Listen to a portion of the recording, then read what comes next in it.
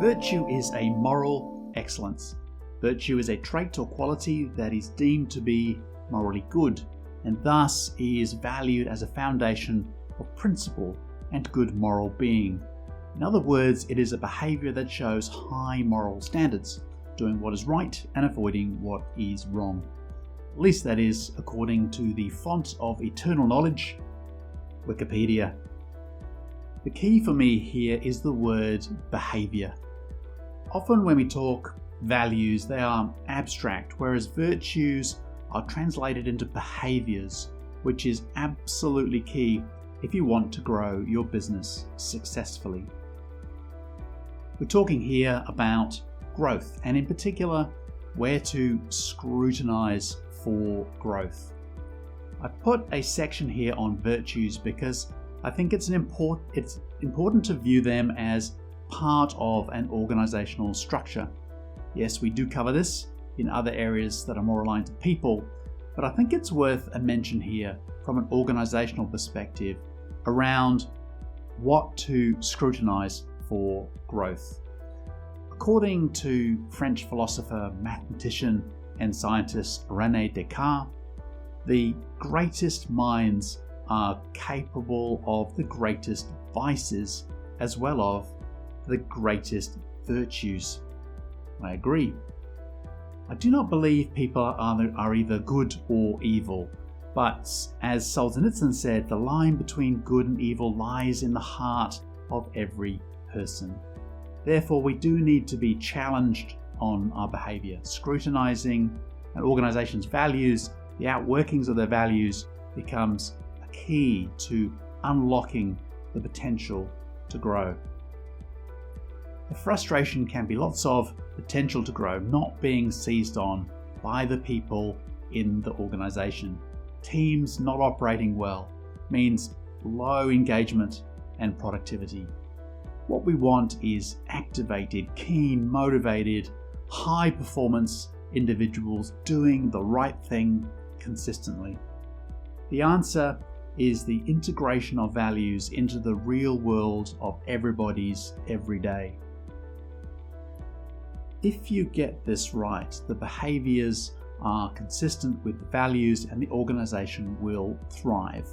You'll move from fear and control to trust and innovation. If you don't have this, the most you can get is compliance, when what you're looking for is commitment. This goes hand in hand with empowerment and transparency. From an organisational perspective, what you're looking for when dealing with scrutinising virtues is understanding the things in the organisation that will enable those virtues to come to the fore. Also, we need to understand those things in the organisation that detract from those virtues being activated. For example, if you have a culture that values autonomy, responsibility, and empowerment, and it doesn't, then if you have a process where 3 managers have to sign off for a person buying $200 worth of stationery, then this process constrains that virtue. The principle here is to understand the virtues you need in the people you have to bring sustainable success and ensure the organisation enables and does not discourage those behaviours.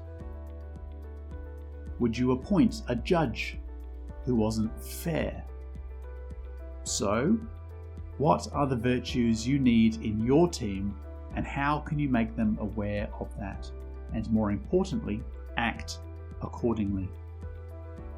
You may have heard me say the team is more important than the individual.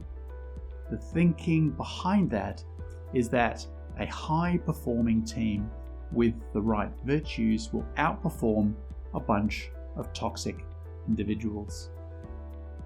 I had a sales manager who would have made a great poster child for the Me Too campaign.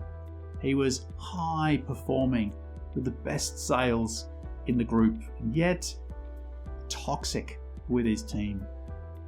I gave him an opportunity to align his behaviours, his virtues, with the agreed culture.